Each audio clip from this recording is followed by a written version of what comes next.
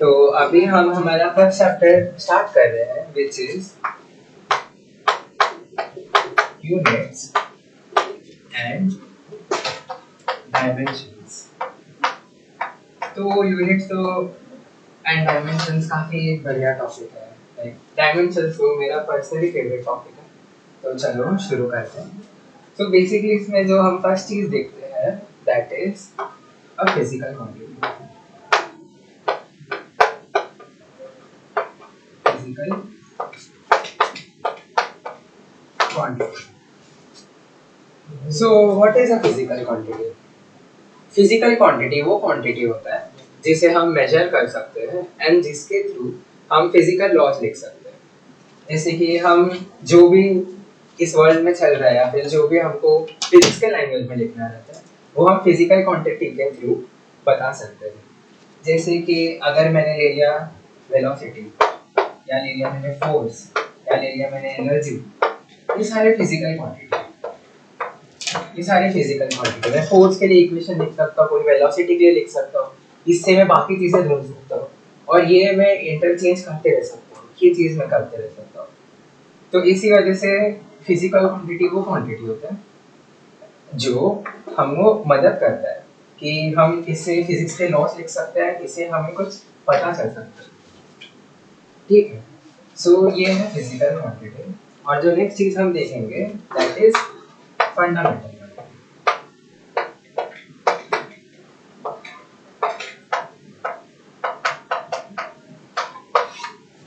Universe में तो बहुत सारे फिजिकल क्वांटिटीज मिलेंगे, फिजिकल क्वांटिटी तो बहुत ही ज्यादा है, बट अभी फंडामेंटल क्वांटिटी और फिजिकल क्वांटिटी में क्या डिफरेंस है ना कि फंडामेंटल क्वांटिटी इंडिपेंडेंट होते हैं बाकी फिजिकल क्वांटिटीज से, इंडिपेंडेंट ऑफ अदर, इसको पी क्यों लिख रहे थे, अदर फिजिकल क्वांटिटीज।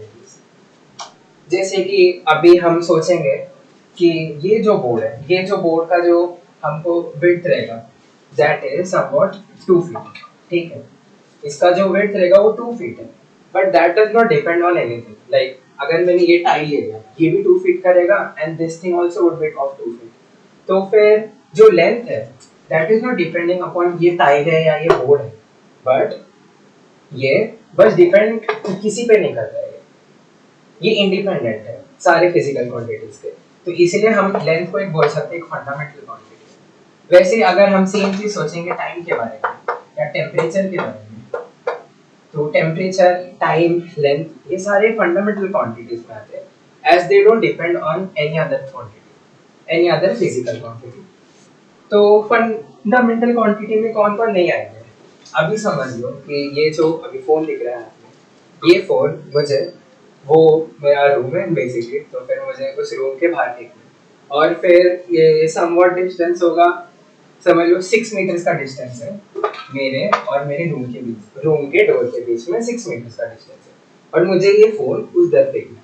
तो मैं क्या करता हूँ ना कि मैं इस फोन को थ्रो करता हूँ और मुझे टाइम लगा 3 सेकेंड्स की करने के लिए। 3 सेकेंड्स फोन को लगा उधर तक रीच करने के लिए और जो डिस्टेंस था वो 6 मीटर था, मैं जिधर से खड़ा हूँ वहां तक के लिए। तो फिर अगर मुझे वेलोसिटी ढूंढना है, तो वेलोसिटी क्या आएगा ना, displacement upon time taken which would be 2 metre per second. तो ये जो वेलोसिटी आया है ये एक फंडामेंटल क्वांटिटी नहीं है, क्योंकि वो दो फंडामेंटल क्वांटिटी पे को डिपेंड कर रहा है which is length and time. So that's why velocity is not a fundamental quantity, but it is instead a derived quantity.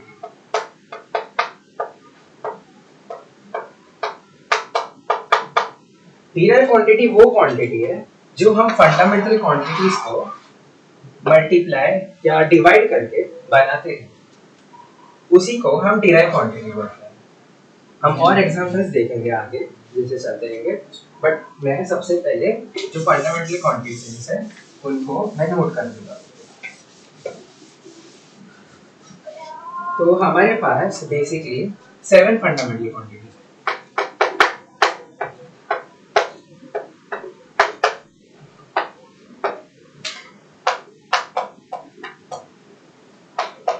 7 fundamental quantities के। फर्स्ट है मास। मास का सिंपल केजी आएगा SI unit में, and उसका जो SI unit है that is kilogram. जो second चीज है वो आएगा लेंथ। लेंथ का है metre which is small and जो उसका एसआई यूनिट है दैट इज मीटर। जो थर्ड थिंग आएगा वो है टाइम। टाइम का जो डिनोट करते हैं हम वो है स्मॉल एस से। This is not capital S, this is small S, and उसका जो एसआई यूनिट है दैट इज सेकंड। वही फोर्थ जो आएगा वो है टेम्परेचर। और हम के से उसको डिनोट करेंगे which is for kelvin scale, and फिर वही जो एसआई यूनिट है it is kelvin standard unit, ठीक है। और फिर जो फिफ्थ हम देखना चाहेंगे वो होगा करंट जिसको हम के से डिनोट करेंगे, एंड उसका जो एसआई यूनिट है इट इज एम्पियर। और फिर और दो चीज है बट हमको वो काम में तो आते हैं नहीं, ये luminous intensity and one is moles, so we are not concerned with it, तो हम उसको नहीं देखना चाहेंगे। सो फंडामेंटल क्वांटिटी हमने देखा, हमने कुछ एसआई यूनिट्स देखे। अब जो हम आगे देखना चाहेंगे वो है dimension. What is dimension? Dimension क्या होता है ना, dimension is the power to which a physical quantity is raised. Dimension is the power to which a fundamental quantity is raised to express a physical quantity. समझा तो कुछ रहेगा नहीं तो ठीक है, हम बताते हैं कि क्या बोलना क्या कोशिश कर रहा है। अभी समझ लो फोर्स का अगर बेसिक फॉर्मूला तुमने पढ़ा होगा वो होगा मास टाइम्स एक्सेलरेशन।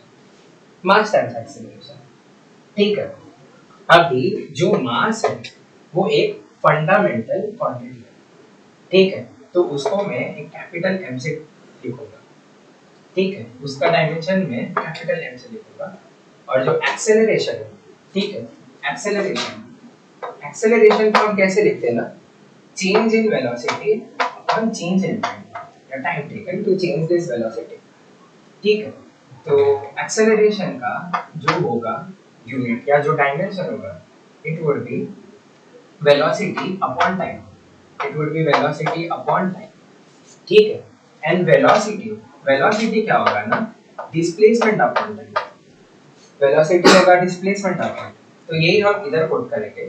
तो क्या आएगा ना, acceleration equal to v upon t square, ठीक है। this is the unit, like अगर तुम acceleration का यूनिट देखोगे it would be meter per second square, ठीक है।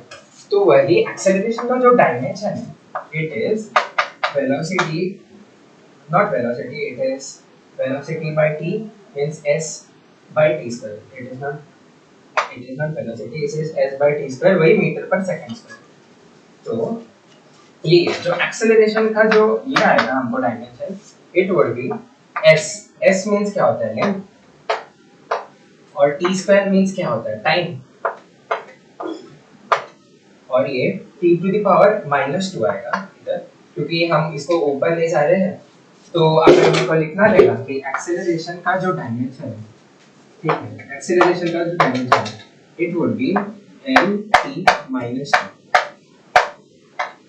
इट वुड बी एक्सेलरेशन, ठीक है।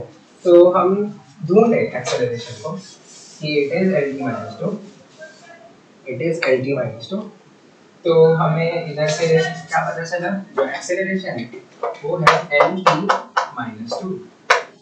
तो फिर जो फोर्स का जो हमको डायमेंशन है, ठीक है, फोर्स का जो डायमेंशन है इट इज mlt-2। इसका मतलब क्या है ना, ये जो मैंने पूरा एक चीज लिखा है this is a dimensional equation, जहां मैंने कैपिटल लेटर्स में, सारे कैपिटल लेटर्स में जो फंडामेंटल क्वांटिटी है, fundamental quantity mass, fundamental quantity length, fundamental quantity time, जो फंडामेंटल क्वांटिटीज है उनको मैंने कोई पावर से रेज किया, ठीक है, कोई पावर से रेज किया जो फोर्स का डायमेंशन बताया है। तो जो डेफिनेशन था वो वही था, the powers to which fundamental quantities are raised to define और to describe a physical quantity is called its dimension.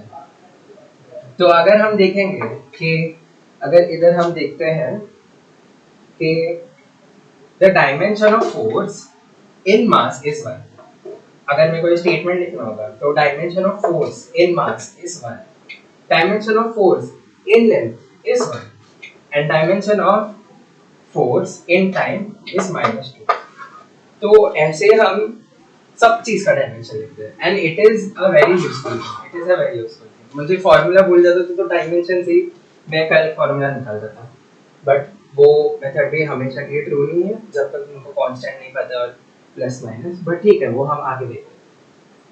तो फिर हम थोड़े और एग्जांपल देखते हैं डायमेंशन के बारे में, ठीक है, स्टार्टिंग विद वेलोसिटी डायमेंशंस।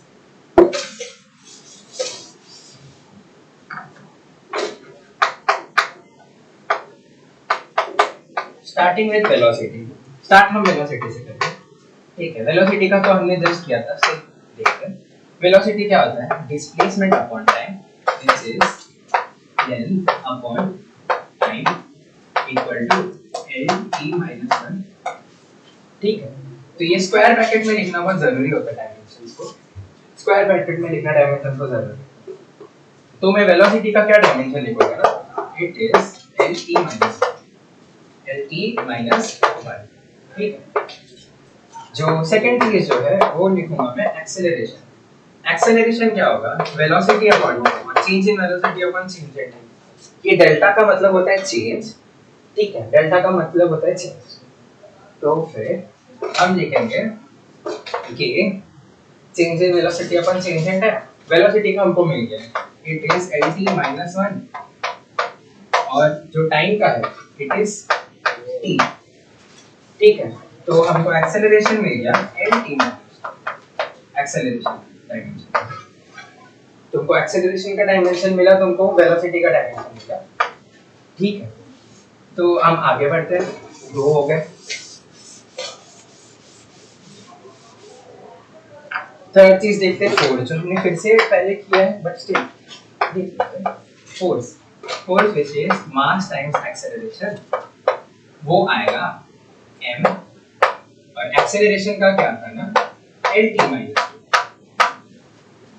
मेरे को तो बस फोर्स और वेलोसिटी का डायमेंशन याद रहता है, बाकी सब डिराइव हो जाता है, बाकी सब इजी है डिराइव करना अगर तुमको बेसिक फार्मूला पता है, तुमको बेसिक लॉ पता है फोर्स का, तो हर जगह वैलिड है, हर जगह। तो अभी तुमको फोर्स का डायमेंशन पता चला व्हिच इज mLt-2।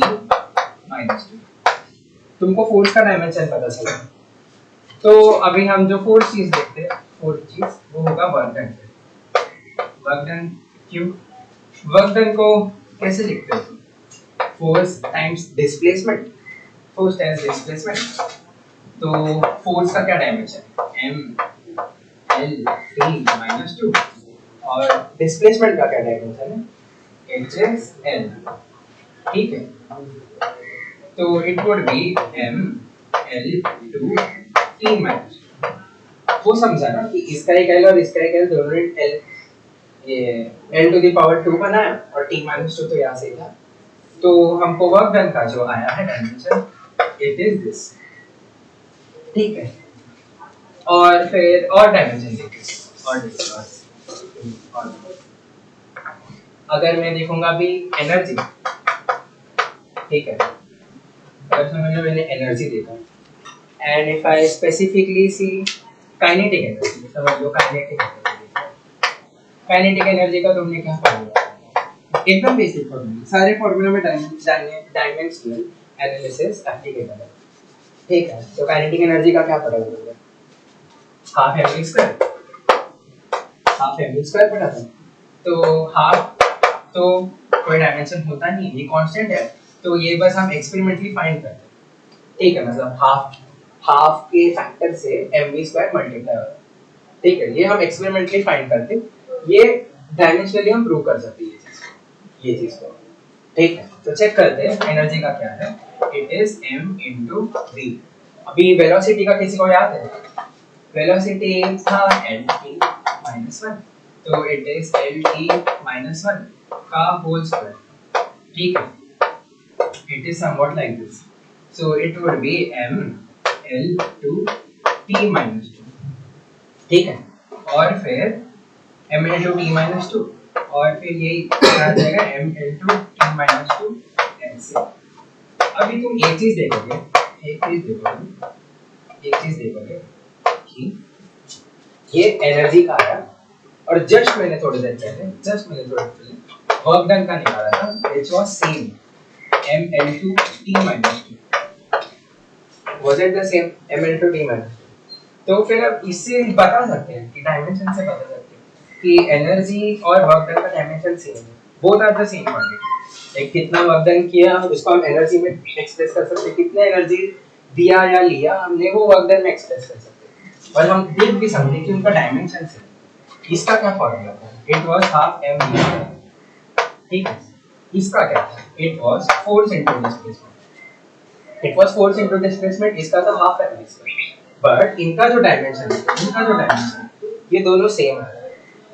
मतलब इससे क्या है ना कि तुम कोई भी फार्मूला लगाओ यूनिवर्स में, हमेशा फिजिक्स वर्क करेगा। तुम कोई भी फार्मूला लगाओ, तुम इससे ढूंढो या इससे ढूंढो, तुमको एनर्जी या वर्क डन का जो डायमेंशन है वो सेम ही मिलेगा। चलो और डायमेंशन देख लेते हैं। अभी ठीक है, तुमको वॉल्यूम का बता दो। अभी समझो कि ये है volume of sphere. Volume of sphere क्या होता है? 4/3 पाई r क्यूब। ये जो चीज है ये कांस्टेंट है, और ये हमने ढूंढना है, ठीक है। काफी इंटीग्रल से ढूंढना है काफी, ठीक है लगता है। अभी तो हम वही पढ़ रहे हैं, मैं फर्स्ट ईयर में हूँ, तो ठीक है ये सब निकालना सीखे हैं, बट ठीक है ये जो है ये कांस्टेंट है, तो ये डायमेंशन में कंट्रीब्यूट नहीं करेगा। तो बस क्या है ये r क्यूब करेगा। r क्या है? रेडियस क्या होता है? लेंथ। तो फिर अगर यही हम देखेंगे it would B l cube. कोई प्रॉब्लम है इसमें? नहीं। जो नेक्स्ट चीज देखेंगे अगर, वो होगा volume of cylinder. Volume of cylinder क्या होता है? वॉल्यूम ऑफ सिलेंडर होगा पाई r स्क्वायर h। अभी हम इसका देखते हैं, ठीक है। डायमेंशन क्या होगा? पाई तो कांस्टेंट है, r स्क्वायर मींस लेंथ का स्क्वायर है, और फिर हाइट भी एक लेंथ है। This is also, so this also comes as l cube.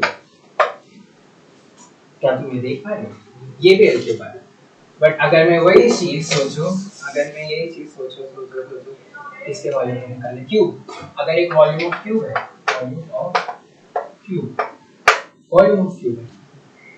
ठीक है। वॉल्यूम ऑफ क्यूब क्या होता है? ए क्यूब, जो उसका जो लेंथ है, साइड का जो लेंथ है somewhat like this, इसका जो लेंथ है वही ए आएगा, तो ए क्यूब। नाउ ए क्या है? ये एक लेंथ है एंड इसका क्यूब, तो इसका भी डायमेंशन आएगा एन। तो तुम देख रहे हो किसी का भी तुमको वॉल्यूम निकालना है, it is always L cube. उनका डायमेंशन है एल क्यूब। तो इसी चीज से हमको समझ में आ रहा है कि dimension of a volume is always L cube, irrespective of whatever the material is and whatever its configuration is, but उसका जो डायमेंशन है it is always L cube. Like अगर हम फिर से एरिया देख लेते हैं, ठीक है। एरिया ऑफ इसका देखते हैं, पहला स्क्वायर देख लेते हैं। स्क्वायर जो है it is a square, right. Square symmetric होता है, एंड फिर एक लेंथ ये है, दूसरा लेंथ है, उसका area A square means L square. अभी तक तो तुमको आगे पढ़ के होगा, तो it is this L square. ये अगर तुम सोचते हो कि सेकंड चीज है अपना रेक्टेंगल का क्या होता है? Length into breadth, length times breadth. ये रेक्टेंगल का area of rectangle, length into breadth. Length क्या होता है? लेंथ ब्रेथ क्या होता है, वो भी एक लेंथ होता है, ठीक है। लाइक ये भी एक लेंथ है, ये भी एक लेंथ है, तो it would be again n square if we see for a circle,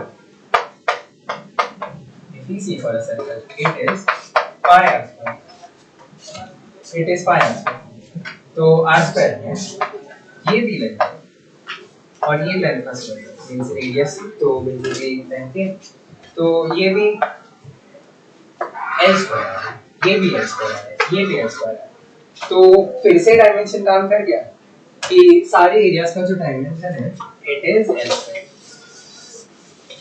ठीक है। थोड़ा एक दो और देख लेते हैं, l को फॉलो करते हैं। एक अभी समझ लो तुमको चाहिए density,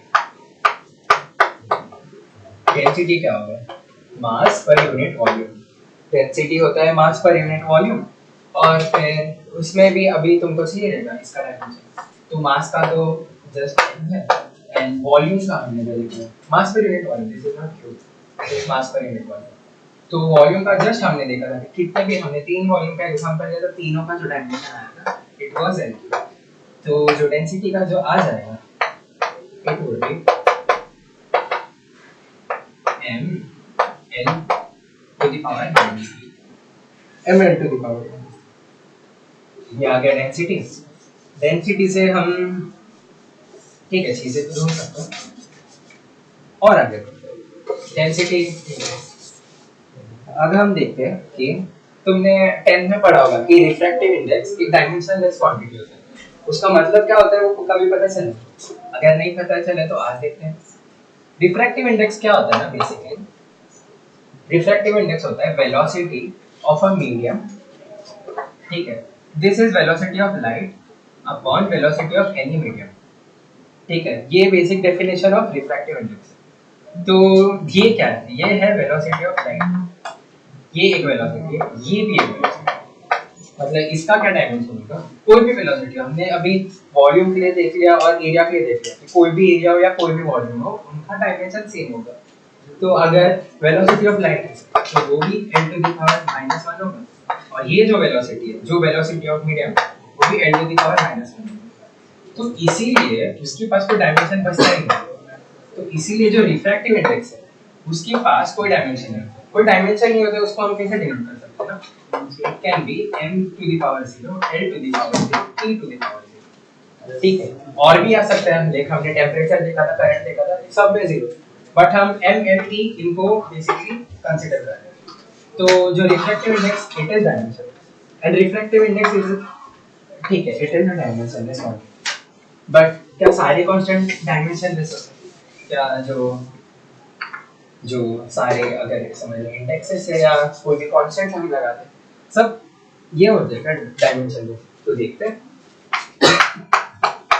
F equal to for gravitation, ठीक है, अगर दो मास है हमारे पास और उनके बीच का हमको फोर्स ऑफ अट्रैक्शन चाहिए, तो हम कैसे लिख सकते हैं ना कि G m1 m2 1 the distance between them का स्क्वायर, ठीक है, ये हम लिख सकते हैं।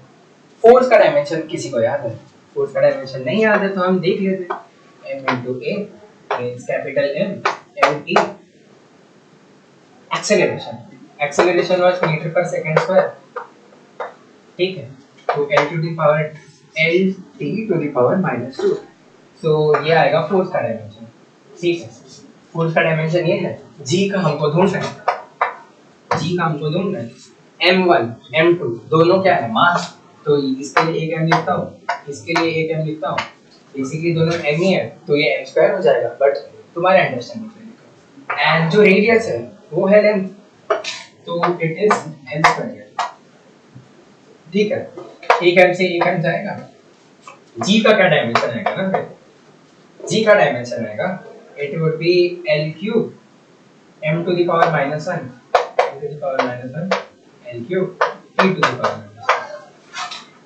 ये चीज आएगा, g का जो डायमेंशन आएगा इट वुड बी दिस, अभी हमने निकाला, जस्ट निकाला, so we can actually derive कि इनका क्या है, इनका क्या है, इनका क्या है, लाइक यूजिंग डायमेंशन, तो हम बता सकते हैं कि g का डायमेंशन 0 होता है, ये होता है g का dimension, it is not a dimensionless quantity, तुमने 10th में पढ़ा होगा कि universal gravitational constant is not अ ये डायमेंशनलेस क्वांटिटी, बट आज तुमको पता चला होगा कि होता क्या है। ठीक है, तो फिर ना हम क्या करते हैं, हम आगे बढ़ते हैं। ठीक है, देख लेते हैं कि किस किस का। हम्म, ठीक है, ठीक है, और चीज़ों का देख लेते हैं थोड़ा, लाइक अगर समझ लो एंगुलर डिस्प्लेसमेंट देख लो। ठीक है, ठीक है, अब ये नजर से ठीक है ना।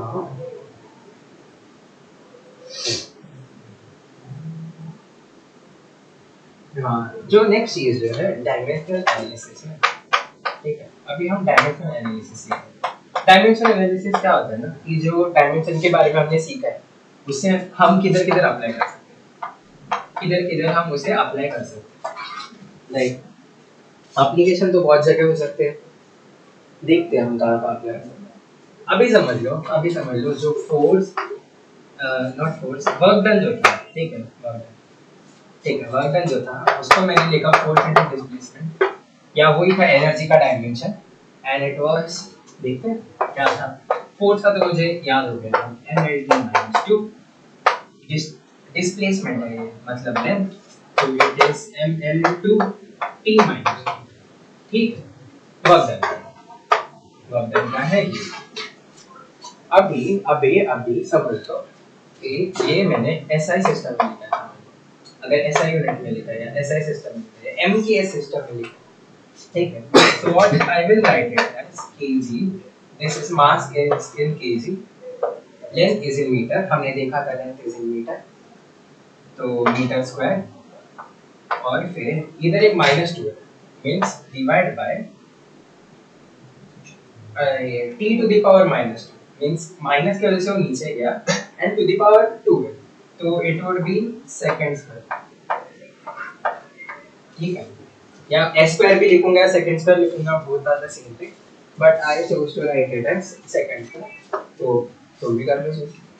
तो फिर ठीक है, तो फिर सेकंड स्क्वायर ये आया है एसआई यूनिट, ये आया है एसआई यूनिट। बट अगर सेम चीज मेरे को सीजीएस यूनिट में लिखना होता है, ठीक है, सीजीएस यूनिट एसआई या MKS, they are different, but ठीक है, सीजीएस में अगर मेरे को सीजीएस सिस्टम में लिखना रहता, तो it would be mass would have been in gram, metre square would have been centimetre square, and time तो हमेशा सेकंड स्क्वायर होता है। लाइक टाइम सीजीएस सिस्टम है और एमके सिस्टम में it remains the same, like उसका जो unit है इट डजंट चेंज, तो ग्राम सेंटीमीटर स्क्वायर, ठीक है। इसका मतलब क्या है, this is a system, this is a system, there would be more system like foot pound system and etc etc। इसका मतलब क्या है कि जो डायमेंशन एनालिसिस है, ठीक है, जो इसका हमको जो वर्क डन का जो डायमेंशन मिला है, ठीक है, it would remain the same through out the system, बस उनका जो सिस्टम के साथ जो यूनिट चेंज हो रहा है, जो यूनिट चेंज हो रहा है वो डिफरेंट होगा बस। मतलब ये है कि हर एक सिस्टम के लिए डायमेंशन सेम है, हर एक सिस्टम के लिए डायमेंशन सेम है, so this is one of the application, like हर एक सिस्टम के लिए डायमेंशन सेम है और हम पता कर सकते हैं कि एसआई यूनिट और सीजीएस यूनिट में क्या डिफरेंस है। लाइक तुमने कुछ तो पढ़ा रहेगा 1 newton equal to 10 to the power 6 और 10 टू द पावर 7 टाइम, ठीक है, तो वो सब आता कहाँ से, वो सब इधर से पता चलेगा तुम्हें कैसे, उसके लिए एक दो क्वेश्चन करेंगे, ठीक है। अब एनर्जी के लिए करते हैं, एनर्जी का क्या था, energy was half mv square और force times displacement, it is mlt minus 2 into l, it is ml2 t minus 2, ठीक है, ठीक है, यह है हमको एनर्जी। अभी इसका हमको करना क्या है ना, कि एनर्जी का हम ना क्या करते हैं ना, कि ट्राई करते हैं कि इसको हम अर्ग और जूल, अर्ग और जूल के बीच का रिलेशन निकालने की कोशिश करते हैं, ठीक है, तो चलो निकालते हैं। सो एनर्जी का जो एसआई यूनिट है, एसआई यूनिट, ठीक है, एनर्जी का जो एसआई यूनिट है, मैंने क्या कर रहा हूँ ना अभी, कि जो एसआई है, ठीक है, तो हम क्या करते हैं ना कि हम ट्राई करेंगे कि जूल और अर्थ में, joule is the SI unit का जो एसआई सिस्टम का जो यूनिट है एनर्जी का, it is joule. And earth है सीजीएस सिस्टम में जो यूनिट है।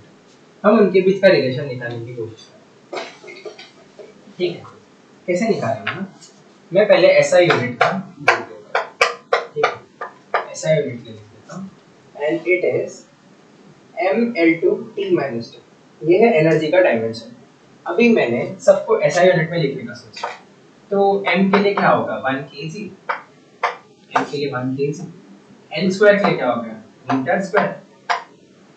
ठीक है, and time to the power 2 inverse में क्या होगा ना, इट विल बी दिस। ठीक है, तो फिर मैंने ऐसा यूनिट लिखा है, बस मैंने क्या किया, जो डायमेंशन यूज किया उससे मैंने इनका ऐसा यूनिट लिखा है। ठीक है, मैं क्या करता हूँ अभी, मैं सीजीएस यूनिट, सीजीएस सिस्टम या CGS unit, it would B joule. ठीक है, मैं इसको डायरेक्टली जूल इक्वल टू मैं इतना लिख सकता हूँ। ठीक है, it is 1 kg 1 metre square and 1 second inverse square. ठीक है, 1 जूल इज दिस। अब मैं सीजीएस में लिखना चाहता हूँ, तो what would be, it would B earth and it is 1 kg। अब 1 kg के लिए मेरे को कैसा लिखना है ना कि 1 kg को मेरे को सीजीएस सिस्टम में लिखना है। ठीक है, तो इट वुड बी 1 ग्राम, एक मास को लिखना है, बट हम उसका भी कन्वर्शन बताते हैं केजी से। और मीटर का जो सीजीएस सिस्टम में जो होगा, it would B centimetre, centimetre square. And second, चाहे ऐसा यूनिट हो, जाए सीजीएस सिस्टम हो, जाए एमके सिस्टम हो, कोई भी सिस्टम हो, सेकंड इज ऑलवेज सेकंड। ठीक है, लाइक टाइम का जो यूनिट है, it is second for everything. ठीक है, तो ये चीज मैंने लिखा। अब यहाँ 1 ग्राम को मेरे को 1 ग्राम को मेरे को केजी में लिखना है। अभी मुझे क्या करना है ना, मुझे 1 ग्राम को केजी में लिखना है। ठीक, कैसे लिखेंगे, हमको पता है 1000 ग्राम इक्वल टू 1 केजी। ठीक है, मैं 1000 को नीचे लेके जाता हूँ, तो 1 ग्राम इक्वल टू 1/1000 kg। ठीक है, और 1000 क्या है, 1000 को मैं लिख सकता हूँ 10 टू द पावर 3। ठीक है, 10 into 10 into 10, जब 3 times 10 को हम मल्टीप्लाई करेंगे हमको 1000 मिलेगा। एंड इट इज, ये नीचे है तो मैं इसको ऊपर लेके आऊंगा, तो 10 to the power -3 kg। 1 gram is 10 to the power -3। इसको हम यूज कैसे करेंगे ना, वो देखते हैं। इधर मैंने 1 ग्राम लिखा था, उसके नीचे मैं लिखूंगा 10 टू द पावर -3 kg।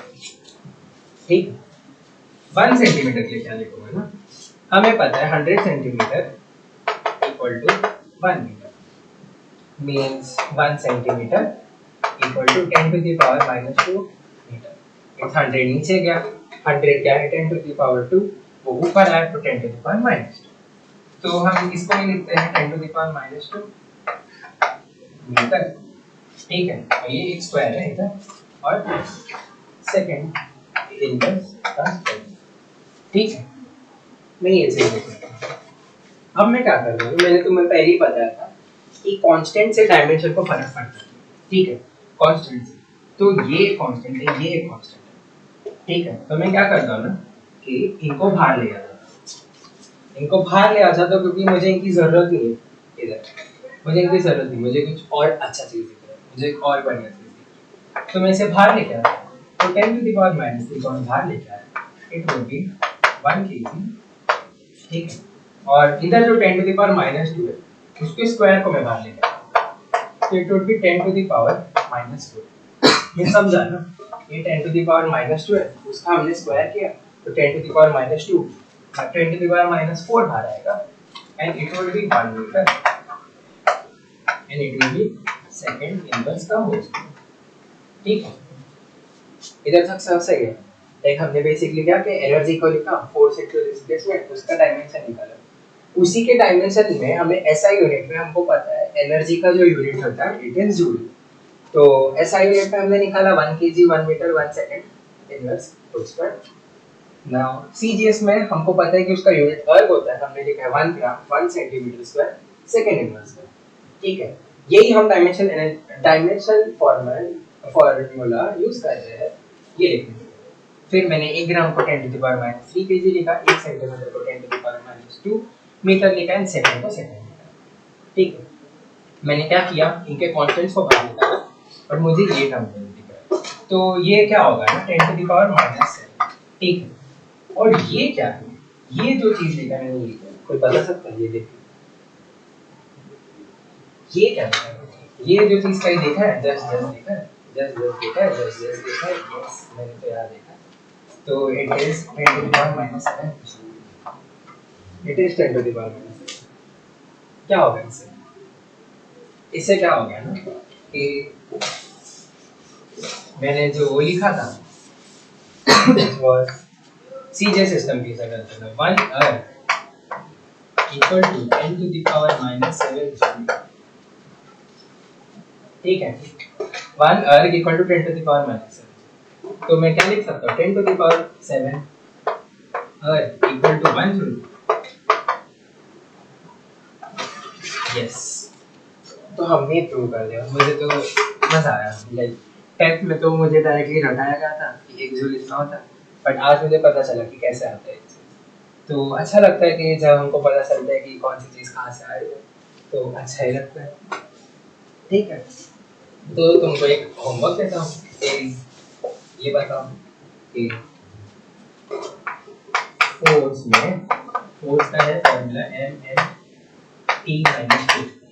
ठीक है, डायमेंशनल फॉर्मूला है, मुझे जानना है 1 newton equal to K times 9।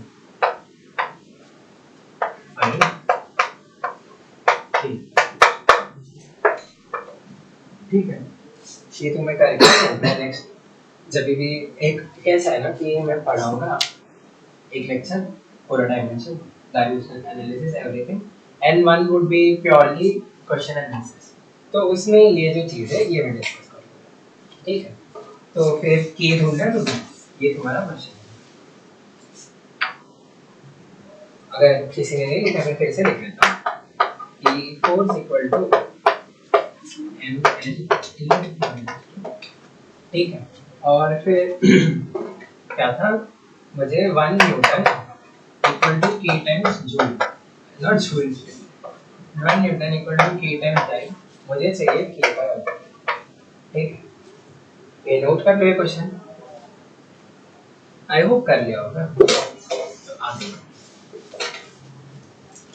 ठीक है, आगे हम क्या जानना चाहते हैं कि डायमेंशनल एनालिसिस का और क्या सुंदर application. Now this is the best application जो मुझे, अब मैं जो बताऊंगा इट इज द बेस्ट। ठीक है, अभी समझ लो कि तुम्हारे पास एक है equation a equal to bx plus c।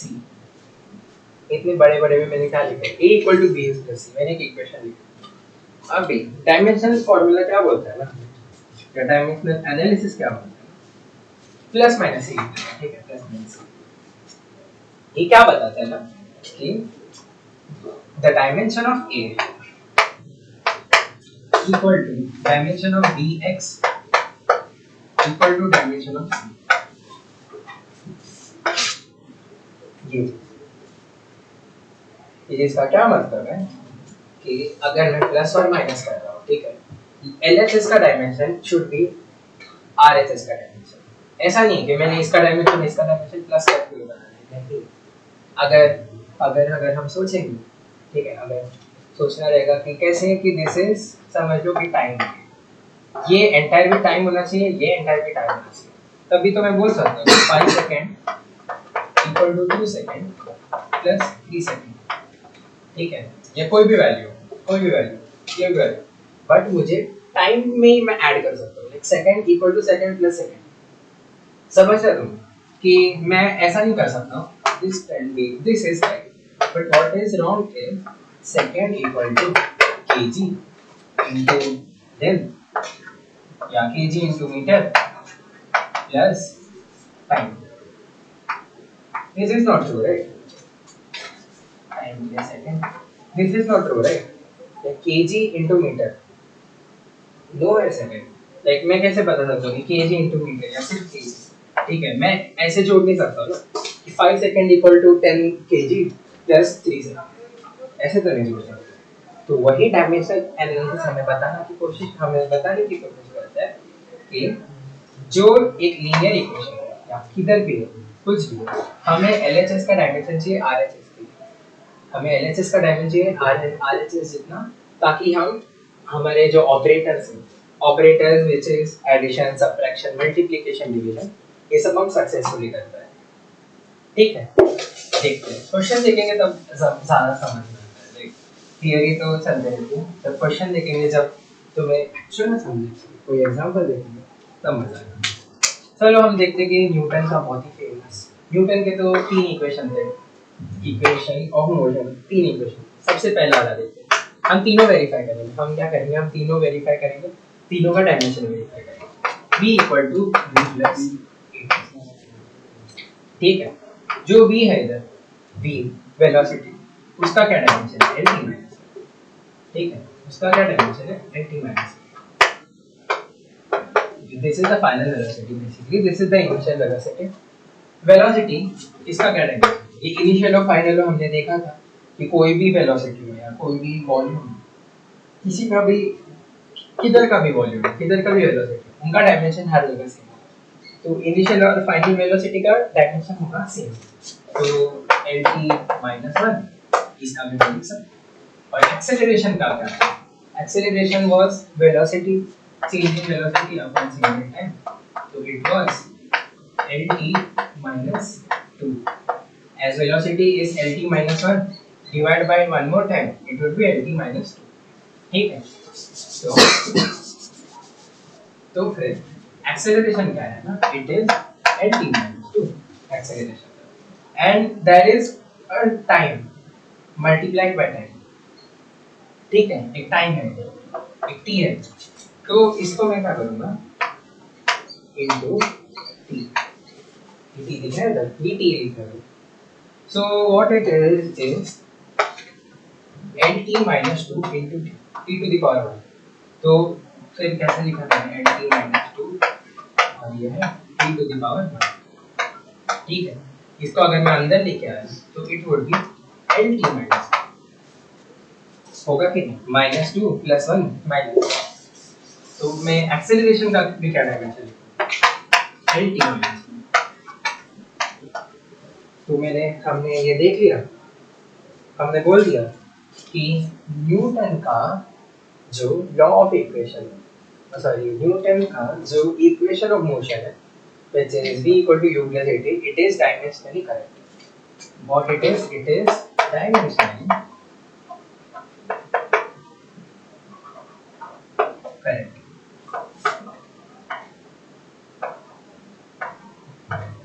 it is dimensionally correct।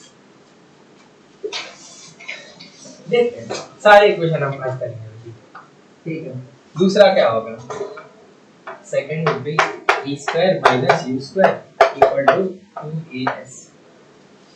v square क्या है, वेलोसिटी lt माइनस 1 का होल स्क्वायर बराबर u स्क्वायर क्या है, वो भी है lt माइनस 1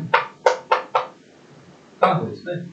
तो इसको मैं क्या लिखता हूँ, होल स्क्वायर को अंदर जाए तो l2 t to the power minus 2, इधर भी l2 t to the power minus 2 equal to 2a। 2 का तो कोई सिग्निफिकेंस है नहीं, एक्सेलरेशन का क्या है lt माइनस 2 और लेंथ का क्या है l। इसको मैं अगर अंदर ले लूंगा तो क्या हो जाएगा l2 t माइनस 2।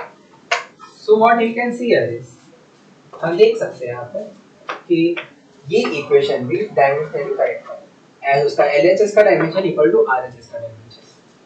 हम एक और देख लेते हैं,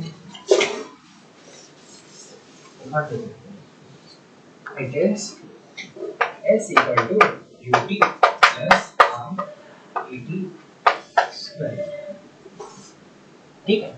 S क्या है अपने पास, लेंथ, UT क्या है, UT क्या है, U क्या है, initial velocity which is L to the power t minus 1, ठीक है। T क्या है, time plus half AT square, acceleration क्या है lt minus 2 और टी क्या है, टी स्क्वायर। ठीक है, अब मैं इसको क्या लिख सकता हूँ, एल टी माइनस वन और टी प्लस वन, इसको मैं एल लिख सकता हूँ plus L T minus to T plus two, इसको मैं क्या लिख सकता हूँ इनसे। तो मैं इधर क्या देखता ना कि dimensionally this equation is also correct as LHS का डायमेंशन इक्वल टू आरएचएस का। तो हमने न्यूटन के सारे लॉ को डायमेंशनली वेरीफाई कर, बट इसका एक और चीज है कि हम बता नहीं पाएंगे कि अगर समझ लो मैंने ले लिया कि s equal to ut plus k s equal to ut plus half at square है, तो k at स्क्वायर। ठीक है, तो मैं बता नहीं पाऊंगा डायमेंशनली कि ये k है कि नहीं, और मैं डायमेंशनली ये भी नहीं बता पाऊंगा कि ये प्लस और माइनस है कि नहीं। ठीक है, तो ये दो ड्रॉबैक होते हैं, ये थोड़े ड्रॉबैक होते हैं कि हम बता नहीं सकते कि इसका वैल्यू क्या है, कि k को तो हम कंसीडर करते नहीं, और वो प्लस हो या माइनस हो, हमें चाहिए कि LHS का इक्वल टू RHS हो। तो फिर ये भी हम बता नहीं पाएंगे कि वो प्लस होगा कि माइनस होगा, हमें बस पता रहेगा कि ठीक है ये डायमेंशनली करेक्ट है, बट पूरा करेक्ट फॉर्मूला हमें मिलेगा। ठीक है, तो आगे बढ़ते हैं, आगे बढ़ते हैं, आगे बढ़ते हैं। हाँ ये सही है। अभी समझ लो कि डायमेंशनल एनालिसिस का एक और एप्लीकेशन है, ये बहुत ही मेजर एप्लीकेशन, इसी से तुम्हारे मैक्सिमम क्वेश्चन आते हैं जी मेंस में, तो ज़्यादा क्वेश्चंस इसी से आएंगे अगर डायमेंशन से आ रहे हैं तो, या फिर एडवांस में भी ठीक है, डायमेंशन के ऐसे क्वेश्चन तो आएंगे नहीं, तुम आगे आगे जाओगे ना जैसे चैप्टर्स होते जाएगा तो तुमको चीज़ों का डायमेंशन निकालने बोलेंगे, तो फिर उस हिसाब से क्वेश्चन आता है एडवांस में, तो अगर आना है तो एक मार्क ले आ सकते हैं, मेंस में तो ठीक है इधर से तुम क्वेश्चन एक्सपेक्ट कर सकते हो। ठीक है, देखते हैं। तो फिर अगर समझ लो मेरे पास टाइम है, ठीक है, टाइम ऑफ पेंडुलम, पेंडुलम वो ये जो ऐसे पेंडुलम पेंडुलम और वो ऐसे ऐसे ऐसे ऐसे ऑसिलेट करते जाता है। ठीक, हम पढ़ेंगे ये सब, हम एकदम डिटेल में पढ़ेंगे कितने एंगल से ऑसिलेट हो रहा है, इसका वेलोसिटी कितना है, वेव फंक्शन बनाएंगे, सब बनाएंगे, किसी चीज़ की दिक्कत है नहीं। बट जो पेंडुलम जो इधर ऑसिलेट होता है, ठीक है, जो पेंडुलम जो ये ऑसिलेट होता है, एक सिंपल पेंडुलम, पेंडुलम बहुत टाइप्स के होते हैं बट ये हम एक सिंपल पेंडुलम लिया, तो फिर इसको टाइम कितना लगता है इधर से इधर जाने के लिए, कितना टाइम लगता है, लाइक उसका जो एक ऑसिलेशन कंप्लीट करने के लिए कितना टाइम लगता है हमको वो पूछना है। तो सपोज मैंने बोला कि जो time time period of a pendulum, time period of A pendulum depends on, मैंने क्या बोला कि time period of a pendulum depends on length of the pendulum, means कितना लेंथ से हमने उसको ड्रॉप किया था, मतलब जो भी हमारा जो अगर रस्सी है समझ लो तो उसका कितना लेंथ है, so length then mass of the bob, हम जो ये जो लिख रहे हैं ना, this is the length and this is the mass of the bob, इसको हम बॉब बोलते हैं। ठीक है, what do we say call it as, तो इसका जो मास है एंड इसका जो लेंथ है, ठीक है, और फिर जो acceleration due to gravity, gravity नीचे रख रही है तो एक्सेलरेशन ड्यू टू ग्रेविटी इस पे डिपेंड करती है। मैंने बस बोला थियोरेटिकली, मैंने थोड़ा एक्सपेरिमेंट की और मैं बताया कि ठीक है मुझे ऐसा लगता है कि जो ये क्या बोलते हैं अपना जो टाइम पीरियड ऑफ पेंडुलम है वो डिपेंड करता है length of the pendulum, mass of the bob and acceleration due to gravity. तो इसका मैं यूज कैसे करने वाला हूँ ना, मैं बताता हूँ। ठीक है, कर अच्छा फॉर्मूला निकालने के लिए, सही फॉर्मूला निकालने के लिए मैं इसका यूज कैसे करता हूँ बताओ। मैंने क्या बोला ना, E इज डायरेक्टली प्रोपोर्शनल, इतना प्रोपोर्शनलिटी नहीं समझ, मैंने क्या बोला कि T is directly proportional to L to the power x m to the power y g to the power z। मैंने क्या बोला कि जो time period of a pendulum है वो इन पे एंड इन पे डिपेंड करता है। तो मैंने क्या किया, मुझे एक डायमेंशनल फार्मूला चाहिए, मुझे एक फार्मूला चाहिए थ्रू डायमेंशनल एनालिसिस। तो मैं ढूंढूंगा कैसे? तो मैं क्या करता हूँ ना, मैं बोलता हूँ कि ठीक है, मैं क्या करता हूँ कि डायरेक्टली प्रोपोर्शनल ले लेते हैं और n to the power x, m to the power y, g to the power z, ठीक है। और हम पता करते हैं कि x क्या है, y क्या है, z क्या है। इतना मुझे भरोसा है डायमेंशनल एनालिसिस पे। तो चलो देखते हैं क्या होता है। तो इधर एक प्रोपोर्शनलिटी हटाने के लिए मैं क्या करता हूँ, equal to k times m to the power x, m to the power y, g to the power z, ठीक। एक k टाइम्स मैंने ऐड कर दिया ताकि प्रोपोर्शनलिटी हटा।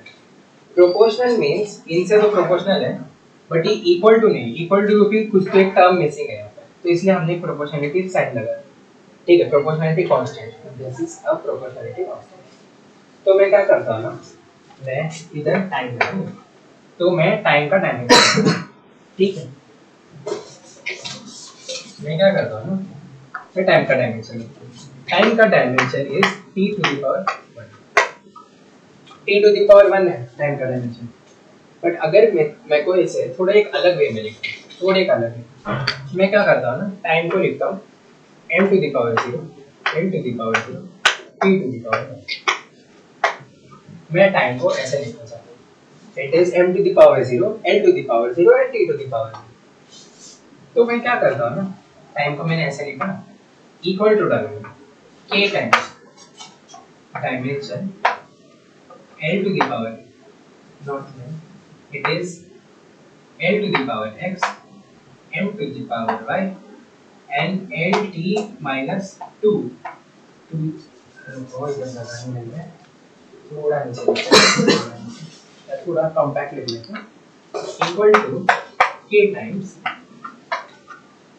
it is l to the power x, m to the power y, and lt minus 2 to the power z। Acceleration due to gravity, कोई भी acceleration, किसी का भी एक्सेलरेशन, उसका डायमेंशन होगा L T to the power minus 2। तो यही मैंने लिखा है कि टाइम का जो डायमेंशन है तो ऐसा होना चाहिए, और मुझे ढूंढना है कि एक्स वाई जेड क्या है, ताकि मैं एक अच्छा फॉर्मूला डिराइव कर सकूं। ठीक है, देखते हैं कैसे करेंगे। तो फिर मैं क्या करता हूँ ना, मैं क्या करता हूँ कि इसको थोड़ा रीअरेंज कर लेता हूँ। ये जो है इक्वल टू k इंटू जो l to the power x है, ठीक है, m to the power y है, और इधर एक l t to the power minus 2 whole z। Whole z का क्या मतलब है ना कि it is l to the power m, m to the power y, फिर l to the power z और t to the power minus 2z। ये चीज समझ जाएगा, होल z है तो इसको भी पावर जाएगा, इसमें भी पावर जाएगा, तो इसलिए l to the power z है and t to the power minus 2z। ठीक है, इतना क्लियर होगा। और ये पूरा होल z क्यों है, क्योंकि जैसे मैंने क्या बोला था कि लेंथ, मास और एक्सेलरेशन ड्यू टू ग्रेविटी, तीन चीज पे डिपेंड कर रहा है। तो लेंथ तो सीधा लेंथ है, मास तो सीधा मास है, but acceleration due to gravity is not a fundamental quantity, it is depending on two physical quantities, that is length and time. और lt to the power minus 2 उसका डायमेंशन है, तो होल z होगा इस वजह से, तो इसलिए होल z अंदर आया, z और z इधर डिस्ट्रीब्यूट हुआ, l to the power z, t to the power minus 2। अब मैं इधर देख सकता हूँ कि l और l में इधर मेरे को ये दिख रहा है, मतलब l कॉमन दिख रहा है, तो मैं क्या लिख सकता हूँ इसको, k times l to the power x plus z, ठीक है, m to the power y और time to the power minus 2z equal to m to the power 0, n to the power 0, t to the power minus. मैंने इसे ऐसे लिख दिया, मैंने इसे ऐसे लिख दिया। अब मैं क्या कर रहा हूँ ना, मैं कंपेयर करने की कोशिश कर रहा हूँ। अब मैं चाहता हूँ कि ठीक है चलो कंपेयर करके देखते हैं। कंपेयर किया मैंने, दोनों साइड देखा, एलएचएस का डायमेंशन होना चाहिए आरएचएस का डायमेंशन से, ये कौन कौन मान जाता है। तो फिर एलएचएस का डायमेंशन होना चाहिए आरएचएस का डायमेंशन जैसा। तो अगर मैं कंपेयर करूंगा कि m टू द पावर 0 और m to the power y, तो फिर y इक्वल टू 0 है। m to the power 0, m to the power y, दोनों को मैंने इक्वेट किया, y इक्वल टू 0।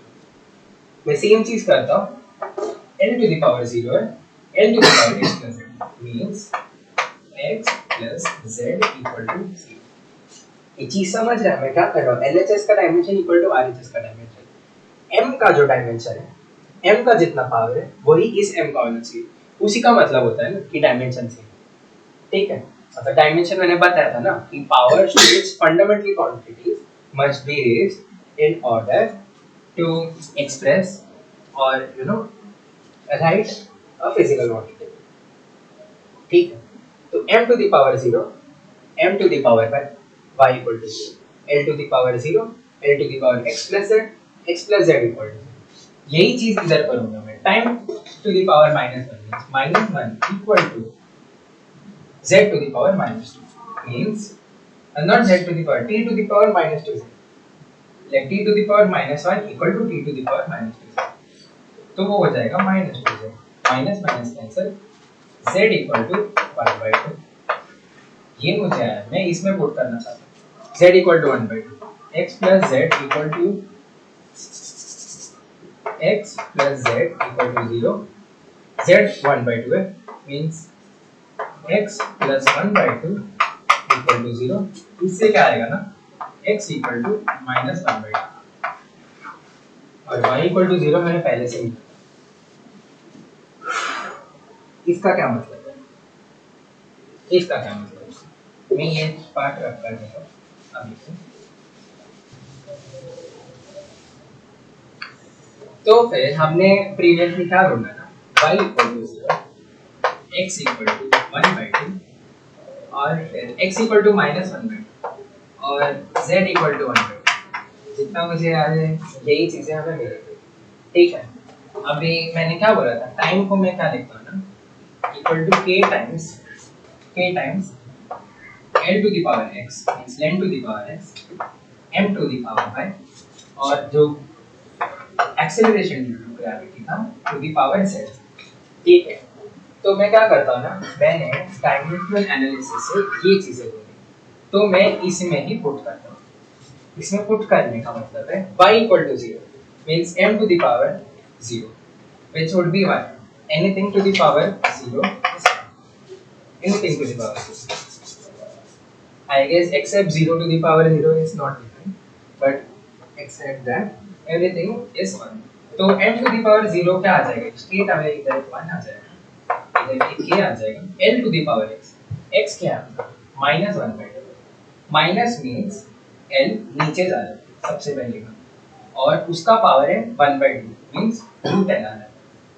ठीक है, -1/2 मींस 1/√n, और क्या बचा है g to the power z, z means 1/2 means g to the power 1/2 means g का रूट।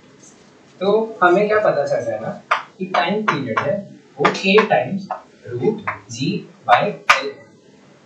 ठीक है, डायमेंशन से, डायमेंशनल फॉर्मूला से, डायमेंशनल एनालिसिस से हमने ये चीज देखा कि t equal to k times √g/। तो इसका करूँ क्या मैं, इससे क्या करूँगा ना कि मैंने एक एक्सपेरिमेंट किया और मुझे एक्सपेरिमेंटली फाइंड हुआ कि k2π इक्वल टू जो k का वैल्यू है वो 2π है, इसीलिए time period of a pendulum comes as 2π√g/l। हाँ ये चीज़ है, ये काफ़ी इंटरेस्टिंग चीज़ है नहीं? ये जो डायमेंशनल एनालिसिस से हमने टाइम पीरियड का जो फॉर्मूला निकाला, काफ़ी इंटरेस्टिंग है। हम बहुत सारी चीज़ें निकालेंगे, बट अभी के लिए इतना नोट करना जरूरी है। खुद से ट्राई करो, ये चीज़ खुद से ट्राई करो। जो नेक्स्ट क्वेश्चन दूंगा फिर खुद से ट्राई करो, तभी कॉन्फिडेंस आएगा। ठीक है, नेक्स्ट क्वेश्चन वुड बी किससे दो। देखिए क्वेश्चन है, express mass in terms of velocity, force and time. काफी स्टैंडर्ड क्वेश्चन है एंड करना तो चाहिए ये क्वेश्चन, तो चलो देखते हैं। क्वेश्चन क्या है, express mass in terms of velocity, force and time. Means मैं क्या बोल रहा हूँ ना कि मास डिपेंडेंट है फोर्स, वेलोसिटी और टाइम पे। मुझे बस पता नहीं कि कितना पावर है, कुछ उतना कुछ आइडिया नहीं है। मैं क्या करता हूँ ना, सेम चीज करता हूँ, m is directly proportional to velocity, means v to the power x, force f to the power y, time t to the power z।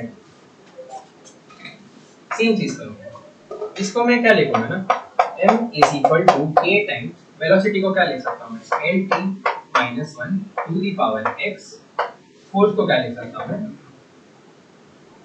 l t to the power minus 1 to the power x, force को मैं क्या लिखूंगा, m l t minus 2 to the power y, और time को क्या लिखूंगा मैं, t to the power z। ये मल्टीप्लिकेशन में, तो मैं मास को क्या लिख सकता हूँ, मास को मैं लिख सकता हूँ, मैं खुद से करो ये क्वेश्चन में, खुद से कि तुम खुद से करो, मैं तो बस सॉल्यूशन प्रोवाइड कर रहा हूँ तुम्हें। तो फिर ये चीज खुद से ट्राई करके देखो कि मैच कर रहा है कि, एंड इफ नहीं कर रहा तो देखो कि क्यों नहीं कर रहा है, कहाँ छोटी सी गलती हो गई रहेगी या कुछ कॉन्सेप्चुअल एरर रहेगा, तो देख लो फिर, बट पॉज करके खुद से करने का ट्राई करो, ठीक है। तो l मुझे इधर एक दिख रहा है l to the power x, इधर मुझे एक l दिख रहा है l to the power y, तो मैं लिखूंगा l to the power x plus y, ठीक है। और इधर मुझे time to the power minus x दिख रहा है, minus 1 into x minus x, इधर मुझे दिख रहा है time to the power minus 2y, और इधर time to the power z दिख रहा है। तो मैं टाइम के लिए कैसे लिखूंगा, माइनस x माइनस 2y और प्लस z, ठीक है। और l हो गया, t हो गया, मुझे इधर m दिख रहा है, ठीक है। m किधर किधर दिख रहा है, मुझे एक दिख रहा है m to the power y दिख रहा है, तो मैं इसको लिखता हूँ m to the power y, ठीक है। तो मुझे कितनी चीजें, अब इसको मैं यूज कैसे करने वाला हूँ,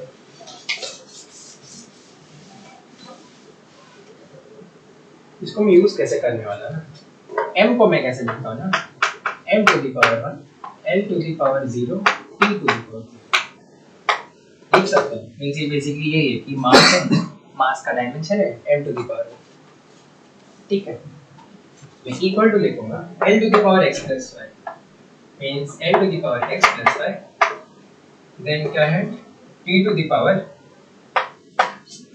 x प्लस y है, t to the power minus x minus 2y, minus x minus 2y plus z, और m to the power y, ठीक है। इतना अभी तक सही है। फिर मैं क्या करता हूँ ना, मैं सेम चीज करता हूँ, LHS equal to RHS, LHS का डायमेंशन इक्वल टू RHS का डायमेंशन। मुझे यहाँ पर दिख रहा है m इक्वल टू 1, मुझे यहाँ दिख रहा है m इक्वल टू 1, और मुझे दिख रहा है m टू द पावर 1। मैं क्या लिख सकता हूँ, y is equal to 1। This is the first thing which I can write, that y is equal to 1। तो सेकंड चीज जो है जो मैं कर सकता हूँ, which is l to the power 0, l to the power 0, and here I can see x plus y, l to the power x। तो जो मैं सेकंड चीज कर सकता हूँ, x plus y equal to 0। जब मुझे x plus y equal to 0 मिला, y equal to 1 मिला, मैं पुट करता हूँ x plus y equal to 0, x equal to minus 1। दो चीज मिल गए हमें, दो इक्वेशन को कंपेयर करने के। l to the power 0 means x plus y equal to 0, m to the power 1 means m to the power y means y equal to 1, ठीक है। अभी t के लिए करते हैं, t to the power 0 equal to minus x minus 2y plus z, means 0 equal to minus x minus 2y plus z, ठीक है।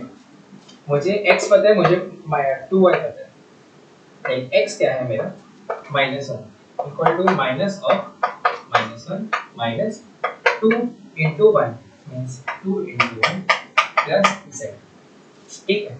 तो फिर ये क्या हो जाएगा, प्लस 1, और ये क्या हो जाएगा minus 2 plus z equal to 0, ठीक है। तो फिर मैं 1 माइनस 2 कितना हो जाता है, माइनस 1, तो it is like z minus 1 equal to 0, ठीक है। तो फिर क्या आ जाएगा, z इक्वल टू, तो मैंने तीन चीज निकाली, x y equal to 1, x equal to minus 1, z equal to, इससे क्या होगा ना बता, क्या आया था हमें y equal to 1, x equal to -1, comma z equal to, ये था ना, मतलब डाल के देखते एक बार क्या हो जाएगा, 1 -2 +1 बराबर है, ठीक है। तो फिर मुझे ये आया ये, अब मैंने क्या किया था पहले, mass equal to k times velocity to the power x, force to the power y and time to the power z। तो मैं क्या करूंगा ना, x को सब्स्टिट्यूट करूंगा इधर, y को सब्स्टिट्यूट करूंगा इधर, z को सब्स्टिट्यूट करूंगा, तो it would be k times v to the power x means कितना हो जाएगा, -1 means velocity to the power -1, फिर force to the power y means force to the power 1, तो फोर्स टू द पावर 1, और जो next चीज है वो k to the power z means 1 means t to the power 1। तो मैं क्या लिख सकता हूँ, मास का जो ये है dimension in terms of velocity, force and time is v to the power -1, m to the power 1, t to the power 1, means dimension of mass in velocity is -1, in force is 1, in time is 1. So this is what we know. वही है क्या, एक बार check कर लेते हैं।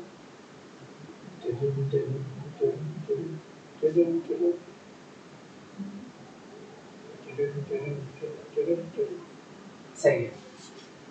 सो ये हमने check किया कि मास का फोर्स, वेलोसिटी एंड टाइम में ये है डायमेंशन। अभी मैं एक सेम क्वेश्चन, एक और क्वेश्चन देना चाहता हूँ जो मैंने बोला था ना दूसरे सेशन में करेंगे, उसमें करेंगे। तो तुम्हें बताना है कि एनर्जी का डायमेंशन, एनर्जी डायमेंशन